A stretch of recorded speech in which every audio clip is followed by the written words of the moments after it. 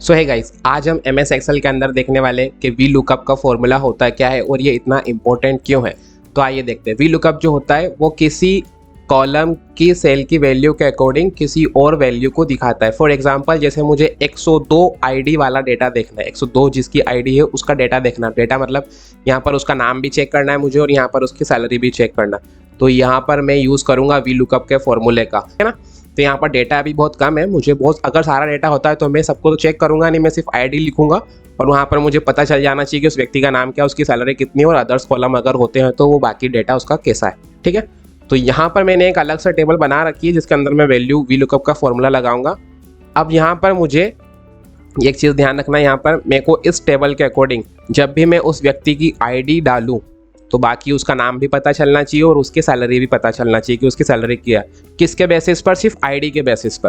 तो यहाँ पर मुझे क्या पता करना, सबसे पहले उस व्यक्ति की सैलरी। जैसे ही मैं इस वाले कॉलम में आईडी फिल करूँ वैसे ही यहाँ पर मुझे उसकी सैलरी रिप्रेजेंट हो जाना चाहिए कि उसकी आईडी के जस्ट सामने वाली क्या सैलरी है उसकी, ठीक है। जिसके अंदर आपको वैल्यू देखना होती है उस सेल के अंदर आप कर्सर रखते हो, इक्वल टू का साइन लगाया और वी लुकअप का फॉर्मूला लगाता हूँ मैं। यहाँ पर मैंने करा ब्रैकेट स्टार्ट, यहाँ पर दे रहा है सबसे पहले वो लुकअप वैल्यू। लुकअप वैल्यू का मतलब है कि आप कहाँ पर वैल्यू इंसर्ट कराओगे जिसके अकॉर्डिंग आपको सैलरी दिखना चाहिए।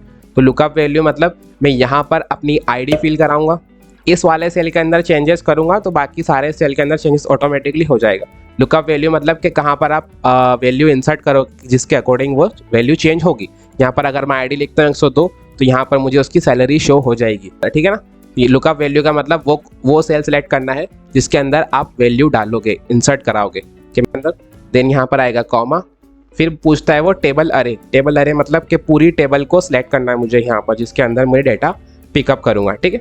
फिर लगाऊंगा कॉमा, फिर यहाँ पर एक column index number. Column index number मतलब कि मुझे कौन से नंबर का कॉलम देखना है, कौन सा नंबर का कॉलम देखना है मुझे, सैलरी वाला।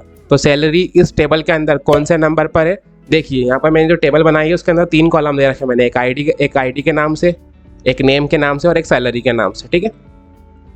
क्योंकि सैलरी जो है मेरी इस टेबल के अंदर तीसरे नंबर पर आती है। देखिए आईडी जो है फर्स्ट नंबर पर, नेम जो है दूसरे नंबर पर और सैलरी जो है वो तीसरे नंबर पर। तो यहाँ पर मैं लिखूंगा 3 फॉर्मूले के अंदर और देन फिर लगाऊंगा कॉमा और फिर यहाँ पर पूछेगा मेरे से ट्रू अप्रोक्सीमेट मैच देखना है या फिर आपको फॉल्स एग्जैक्ट मैच देखना है। मुझे उसका एग्जैक्ट मैच देखना है और आपको पता है कि फॉल्स के लिए हम रिप्रेजेंट करते हैं 0 को। तो मैंने यहाँ पर फॉल्स को सिलेक्ट करा मतलब 0 लिख दिया मैंने यहाँ पर, ठीक है ना। आप हमेशा 0 लिखना अगर आपको एग्जैक्ट मैच चाहिए। तो मैंने यहाँ पर कर दिया ब्रैकेट बंद नॉर्मली, क्योंकि मुझे सैलरी देखना थी इसलिए सैलरी वाले के अंदर मैंने फॉर्मूला लगाया, सैलरी वाले कॉलम के सेल के अंदर, ठीक है। जैसे ही एंटर करता हूँ तो यहाँ पर आ रहा है मेरे सामने NA लिखा हुआ। इसका मतलब ये है कि अभी हमने कोई सी आईडी इनपुट ही नहीं करी कि अपन को सैलरी पता चले, क्योंकि मैंने यहाँ पर लुकअप वैल्यू के अंदर इस वाले सेल को सिलेक्ट करा है। इसका मतलब ये है कि आईडी में यहीं इंसर्ट कराऊंगा। मुझे देखना है 102 वाले की क्या सैलरी है। जब भी मैं 102 लिखूंगा 102 तो मुझे यहाँ पर उसकी सैलरी शो हो जाएगी। देखिए जैसे मैंने यहाँ पर 102 लिखा तो उसकी सैलरी कितनी है, 32,000। देखिए 102 की सैलरी कितनी है, 32,000।